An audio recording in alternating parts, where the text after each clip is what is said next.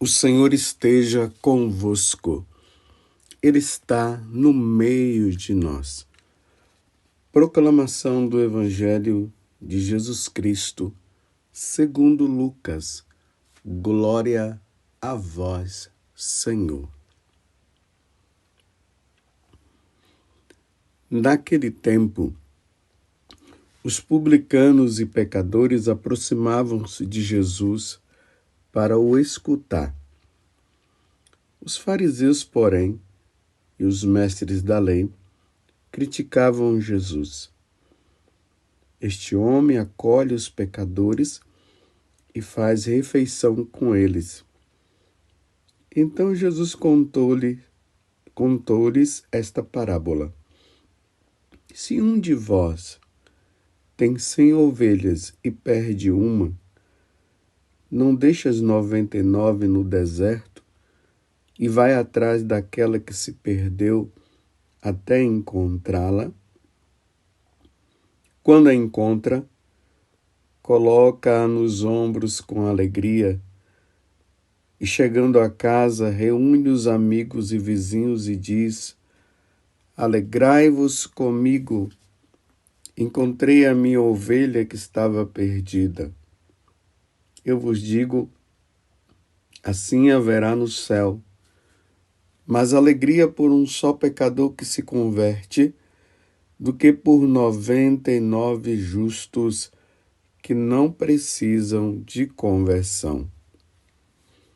E se uma mulher tem 10 moedas de prata e perde uma, não acende uma lâmpada, varre a casa e a procura cuidadosamente até encontrá-la? Quando a encontra, reúne as amigas e vizinhas e diz: Alegrai-vos comigo, encontrei a moeda que tinha perdido.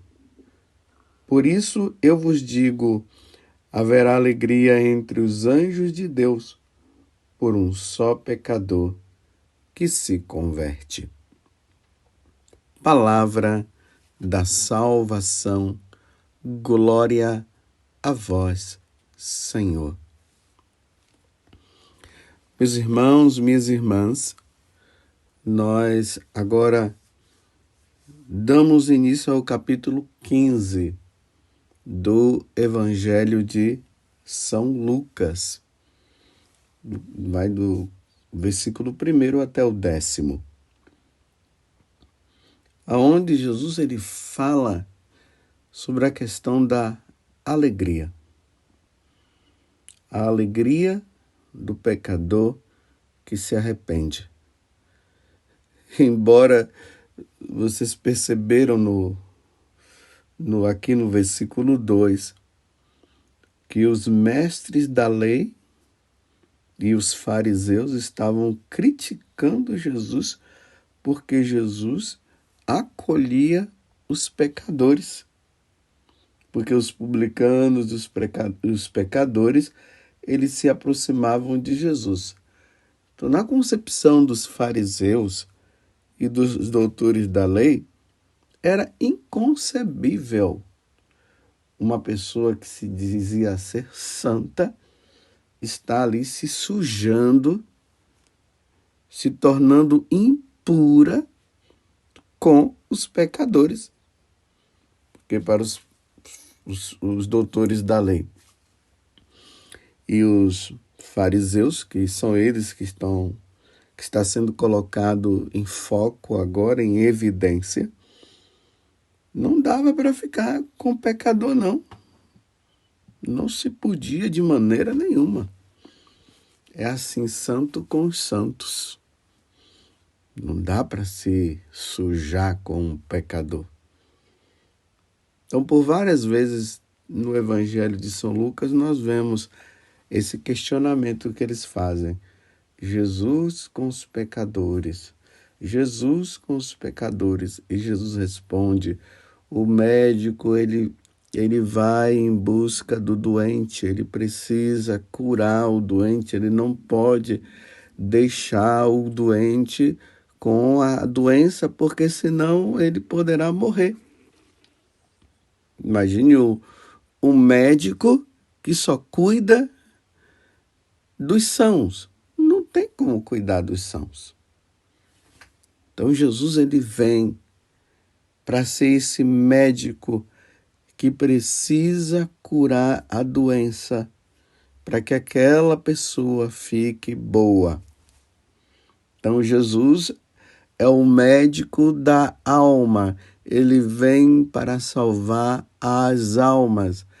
E a doença das almas são e é o pecado.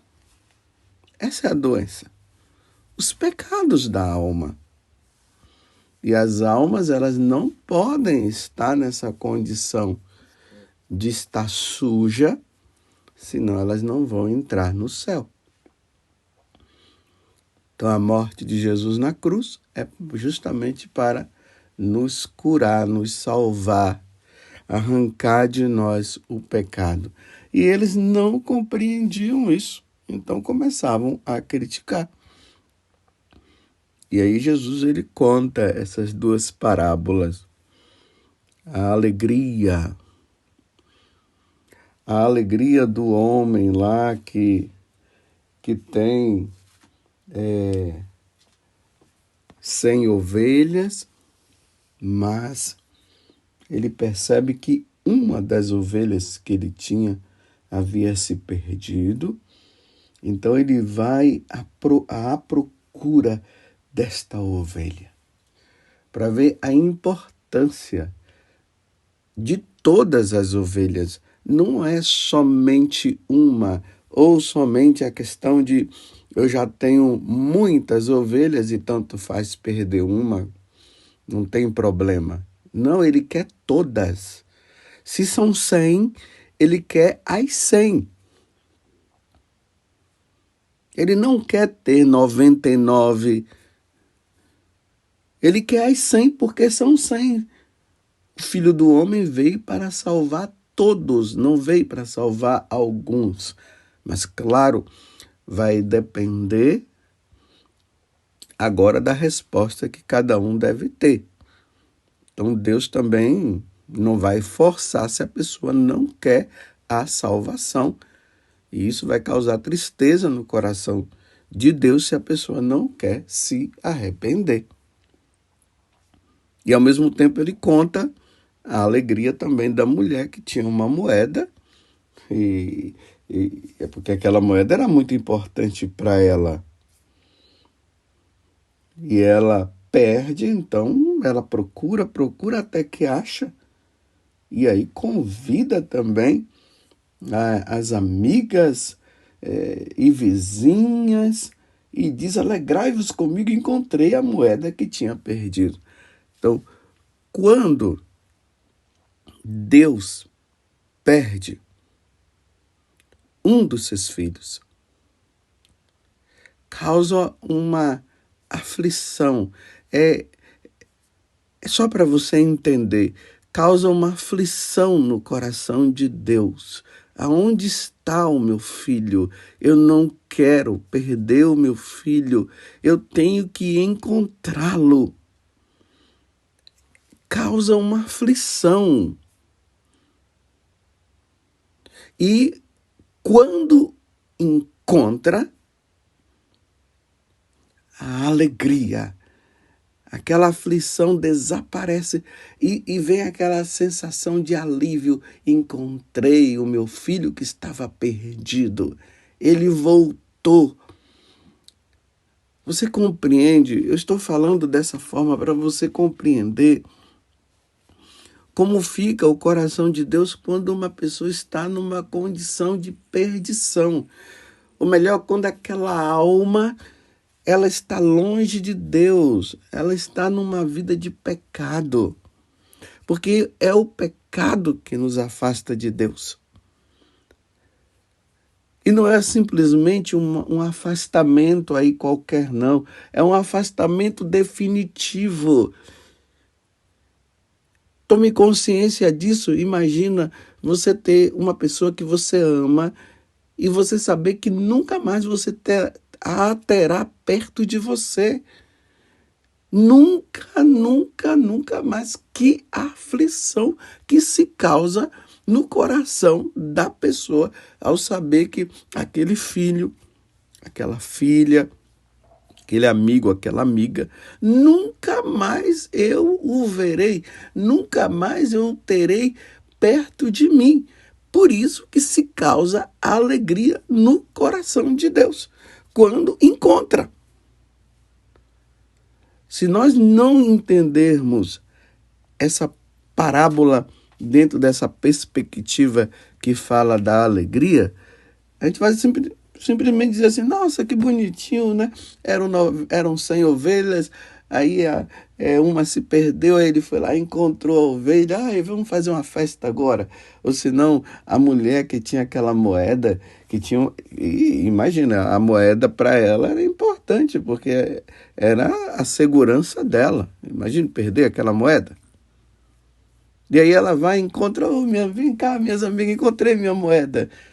Não, é a alegria de saber que aquela ovelha, eu vou tirar agora esse nome ovelha, é a alegria de saber que aquele filho tão amado de Deus, que somos nós, em vez de ter feito tudo para estar com Deus, para agradar a Deus, para amá-lo de todo o coração, só fez o contrário. Só o contrário. E Deus ali fazendo de tudo, volta meu filho, vem, não sei o quê, e ele não querendo. E Deus vendo que ele está caminhando para o precipício. É que nós não temos esta visão. Pela nossa visão humana, nós não conseguimos enxergar o que significa a perda da salvação de uma alma, da minha alma e da sua alma. Então nós vamos caminhando aí de qualquer jeito, mas Deus vê, Deus enxerga.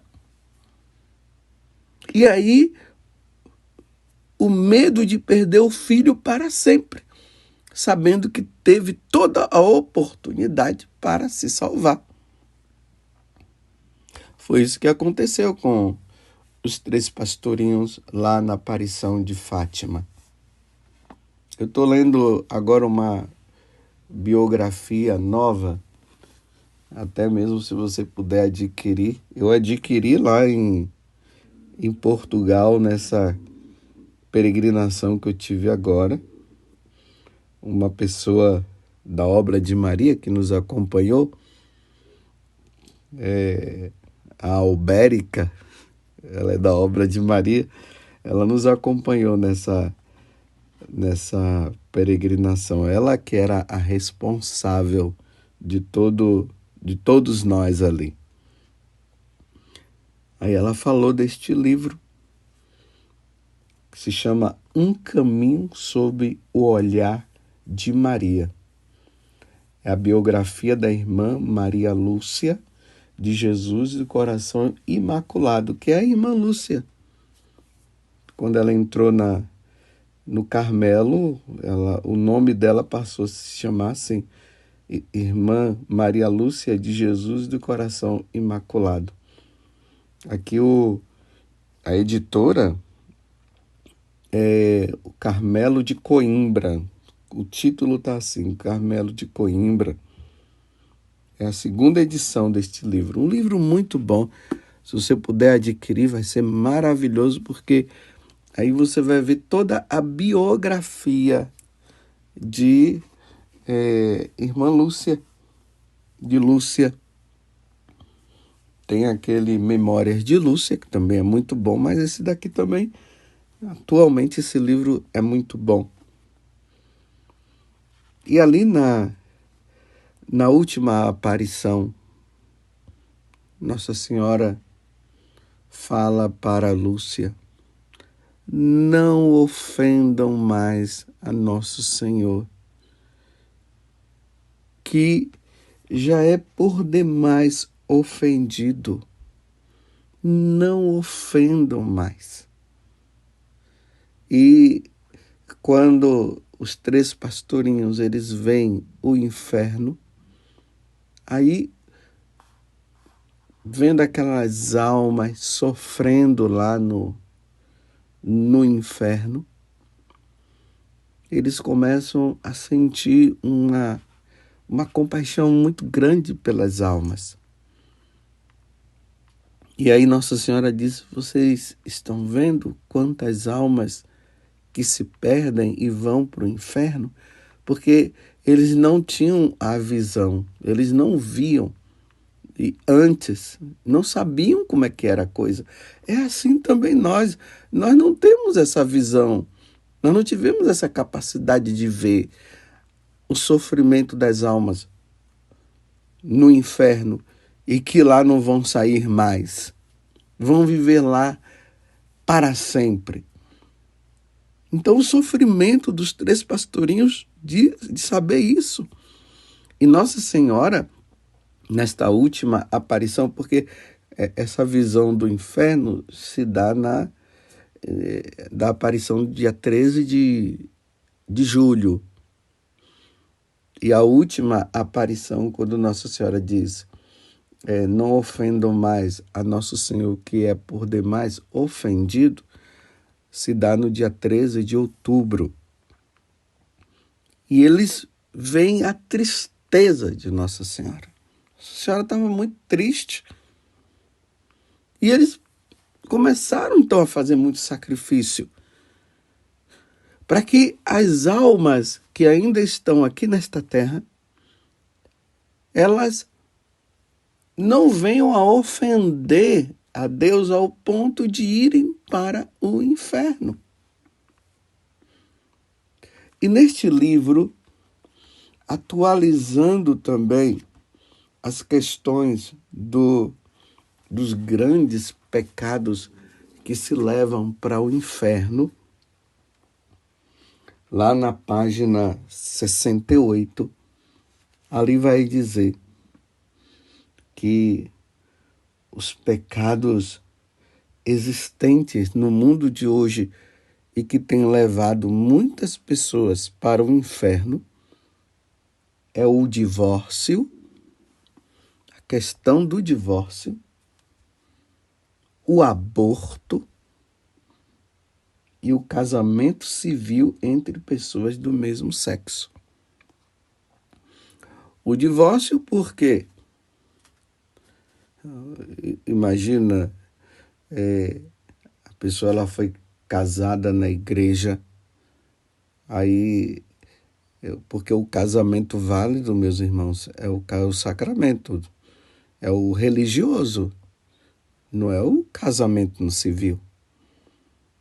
Mas a igreja, ela pede que nós católicos, e católicos aqui são os batizados, nos casemos também no civil para cumprirmos o nosso trabalho, a nossa obrigação de cidadão.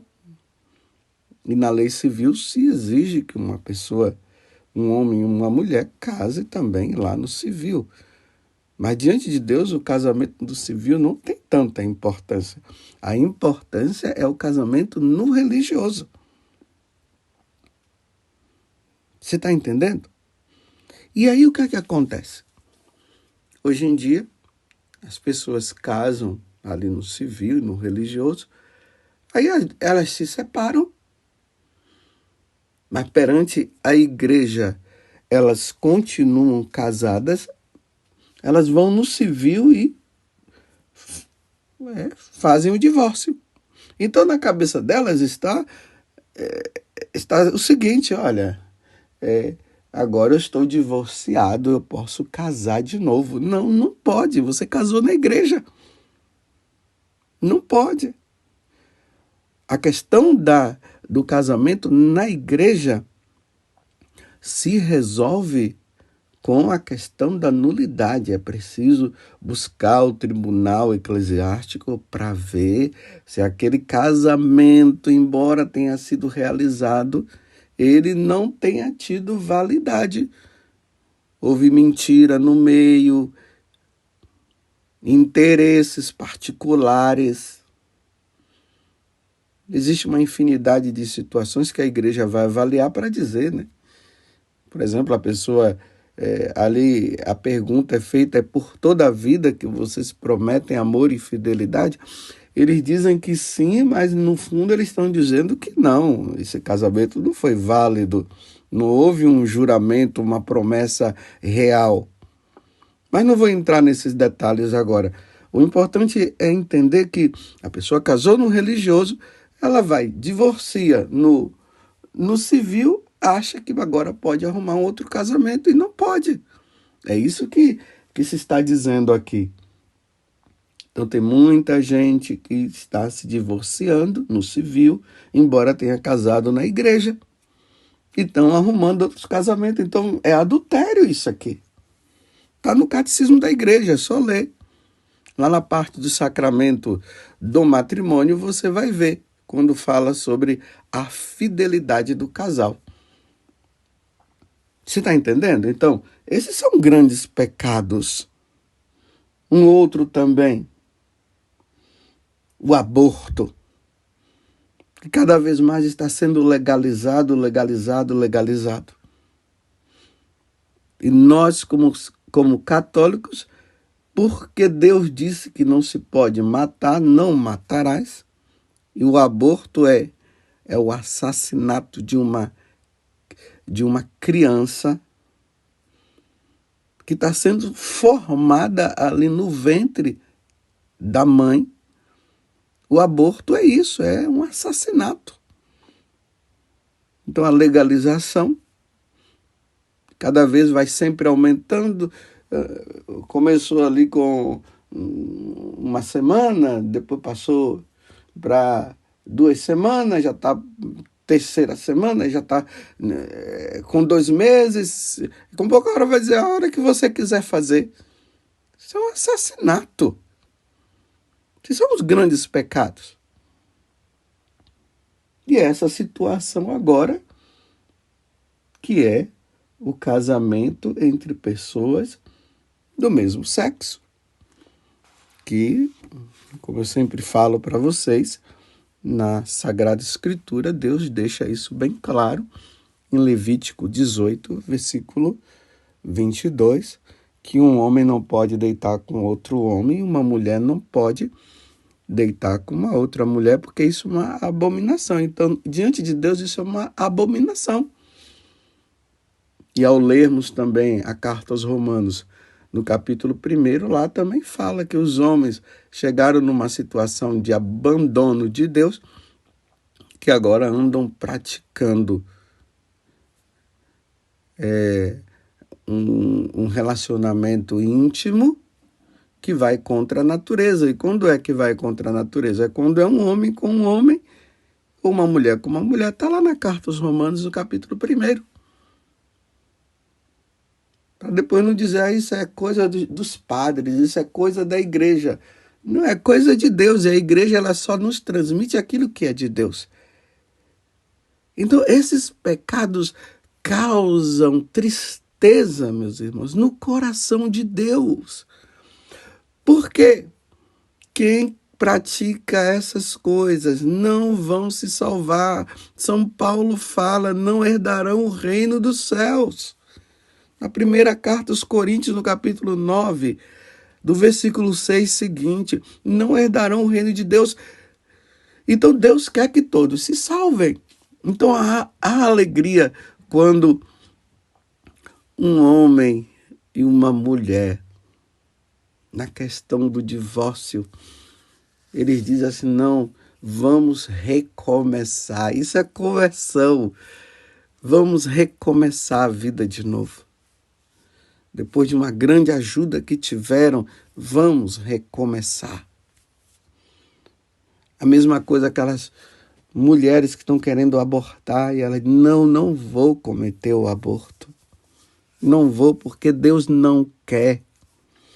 Ou aquelas que cometeram, se arrependeram, buscaram a confissão. Que coisa linda, a alegria no céu quando isso acontece. Porque aquela mulher que poderia se perder, ou aquele homem que ajudou também, nessa questão, se convertem à alegria no céu. Aqui eu vou abrir um parêntese. Você, mulher, ou você, homem, né, que contribuiu no aborto, ou a mulher que praticou, e você já se confessou e não fez mais, pode ficar tranquilo, viu? Isso não pesa mais sobre você, não. No dia que você confessou, houve alegria no céu. O pecador se arrependeu e os anjos de Deus fizeram festa no dia que você confessou. Você está entendendo? Fecha o parêntese. Aqui é justamente para aquelas pessoas que ainda não se confessaram. Vai, procura um padre o mais rápido possível. Se arrepende de ter praticado isso e vai fazer com que haja alegria no céu. Olha, vou dizer uma coisa para vocês. Nós fomos criados depois do pecado original, porque antes não se tinha o pecado, mas depois que o pecado original entrou e nós ficamos com essas tendências a nos afastar de Deus, sabe o que é que nós devemos causar tristeza? É no inferno. Vamos causar tristeza no inferno. E como é que se causa tristeza no inferno? Não pecando, fazendo a vontade de Deus. Então vamos causar tristeza no inferno e alegria no céu? Então quando é que tem alegria no céu? Quando nós vivemos uma vida santa, vivemos uma vida na graça de Deus. Então vamos alegrar o céu e vamos causar tristeza no inferno? Porque o que vem acontecendo é o contrário. Tem se causado tristeza no inferno, tristeza no céu e alegria no inferno.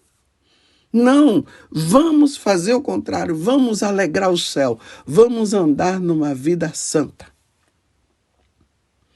E aí essa situação difícil que está aumentando hoje cada vez mais e está se tornando normal, essa questão aí de união entre pessoas do mesmo sexo. Uma tristeza para Deus, muito grande.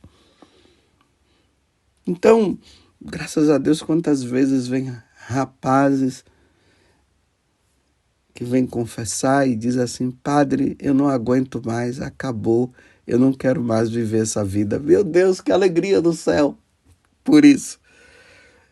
Aí vem aquelas moças dizendo: olha, padre, eu tenho essa tendência, mas isso só tem me feito mal, eu não quero mais, eu sou católica e eu quero alegrar a Deus, eu não quero mais viver isso. Meu Deus, que alegria no céu, tristeza no inferno e alegria no céu. Estão entendendo?